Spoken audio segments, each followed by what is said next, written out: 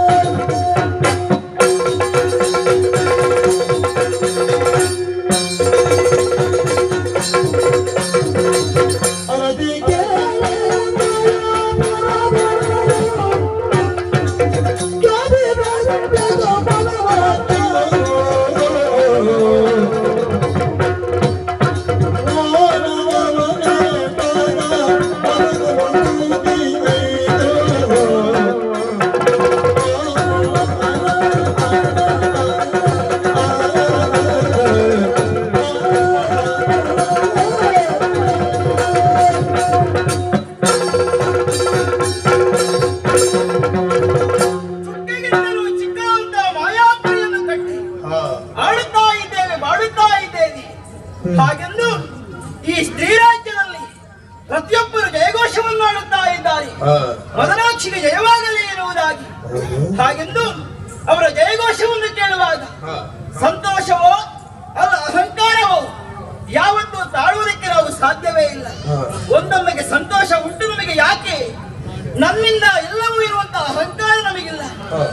ಇದೆಲ್ಲವೂ ನಮ್ಮವರ ಪ್ರಯತ್ನದಿಂದಲೇ ಮೆರೆಯುತ್ತಾ ಇದೆ. ಒಂದು ಕಾಲದಲ್ಲಿ ಲಂಕೆಯಲ್ಲಿದ್ದವರು ನಾವು ಏನು ಮಾಡುವುದು ಹೇಳಿ, ಯಾವುದು ಆಗಬಾರದಿತ್ತು ಅದೆಲ್ಲವೂ ನಡೆದು ಹೋಯಿತು. ಉಳಿದಂತಹ ನಾವು ಈ ಮಾಯಾಪುರಿಯನ್ನು ರಚಿಸಿಕೊಂಡು ಇಷ್ಟಿನವರೆಗೆ ಬಾಳುತ್ತಾ ಇದ್ದೇವೆ. ಹಾಗೆಂದು ಇಲ್ಲಿಯ ಒಡತೆಯಾಗಿ ನಾನು ಮೆರೆಯುವುದಕ್ಕೆ ಕಾರಣ ಏನು? ಇಲ್ಲಿಯ ಒಡತೆ ಹೌದು, ಆದ್ರೆ ಹೇಳುವುದಕ್ಕೆ ಕೇಳುವುದಕ್ಕೆ ಇದ್ದಾರೆ. ಕುಮುದಿನಿ ಎನ್ನುವವರು ಮಾರೀಚನಂದನೆ, ಅವರು ಯೋಗಿನಿಯಾಗಿದ್ದಾರೆ. ಜಗದೊಡೆಯನಾದ ಶ್ರೀರಾಮಚಂದ್ರನನ್ನು ಕಾಣಬೇಕೆನ್ನುವಂತಹ ಸದುದ್ದೇಶವನ್ನು ಹೊತ್ತುಕೊಂಡು ಅವರ ಬಗೆಯಾಗಿ ಭಜನೆಯನ್ನು ಮಾಡುತ್ತಾ ಇದ್ದಾರೆ. ಹೌದು, ಸಂತೋಷದ ರಾಜಕೀಯ ಹೌದು. ಅದಾರು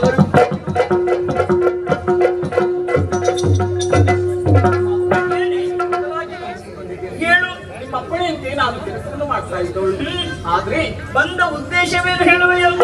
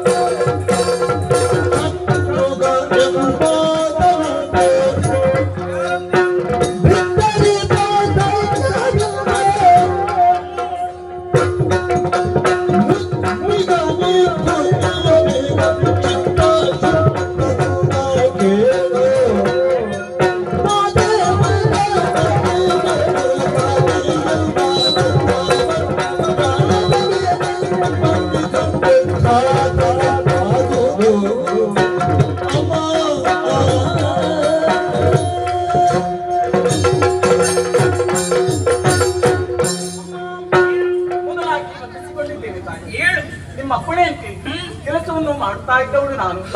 ಆದ್ರೆ ಈ ದಿನ ನಾನು ವಿಶೇಷವನ್ನು ಕಂಡಿದ್ದ ಇದ್ದೀನಿ. ವಿಶೇಷ ಹೌದಮ್ಮ. ಏನದು? ದ್ವಾರದಲ್ಲಿದ್ದಾಗ ಸಮುದ್ರದ ಅಲೆಗಳು ಬಂದು ದಡಕ್ಕೆ ಅಪ್ಪಳಿಸಿದ ರೀತಿ ಒಂದು ಸೈನ್ಯ ಬಂತು ತಾಯಿ. ಹೌದಮ್ಮ. ಸೇನೆ ಬಂತು. ಯಾರದ್ದು ಏನು ಇರುವುದಾಗಿ ವಿಚಾರಿಸಿದೆ? ವಿಚಾರಿಸಿದೆ ಅಮ್ಮ.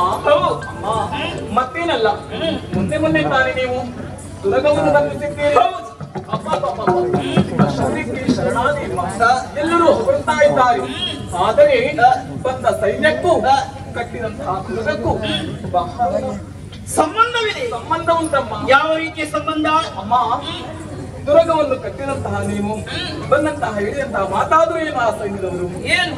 ದುರ್ಗದ ಬೆಂಗಾವಲಿಗಾಗಿ ಶತ್ರುಘ್ನ ಬಂದಿದ್ದಾರಂತೆ. ಶತ್ರುಘ್ನ ಹೇಳಿದಂತಹ ಮಾತಾದರೂ ಯಾವುದು? ದುರ್ಗವನ್ನು ಬಿಟ್ಟು ಕೊಡಬೇಕು, ಒಂದು ಇಲ್ಲವಾದ್ರೆ ಕಾದಾಡಬೇಕು ಎಂಬುದಾಗಿ ಮಾತ. ಅಮ್ಮ, ಹೇಗೆ ಬೇಸರವಾಯಿತು. ಹೇಳುವುದಕ್ಕಾಗಿ ನಾನು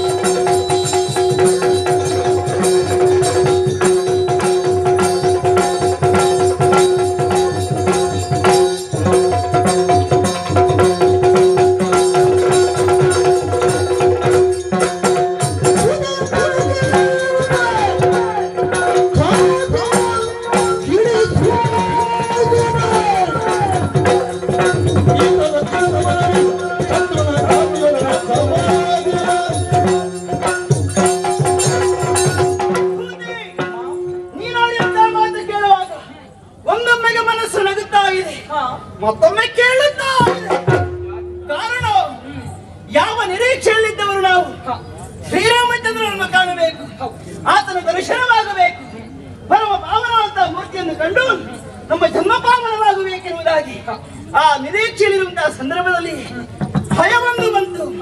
ಕಟ್ಟಿದ್ದೇವೆ, ಕಟ್ಟಿದಂತಹ ಕುದುರೆಯನ್ನು ಬಿಡಿಸಿಕೊಂಡು ಹೋಗುವುದಕ್ಕೆ ಬೇಕಾಗಿ ಶತ್ರುಹನು ಬಂದಿದ್ದಾನೆ. ಏನು ಕಪ್ಪ ಕಾಣಿಗೆ ಕೊಡಬೇಕಂತೆ? ಶೌರ್ಯ ಉಂಟು ಅಂತಾದ್ರೆ ಕಾದಾಡಬೇಕಾ? ಶೌರ್ಯ ಉಂಟು, ಕಾದಾಡುವುದಕ್ಕೆ ನಾನಿದ್ದೇನೆ. ಸರಿಯಲ್ಲ, ಎಲ್ಲಿ ಕಾಲ ಬಾ.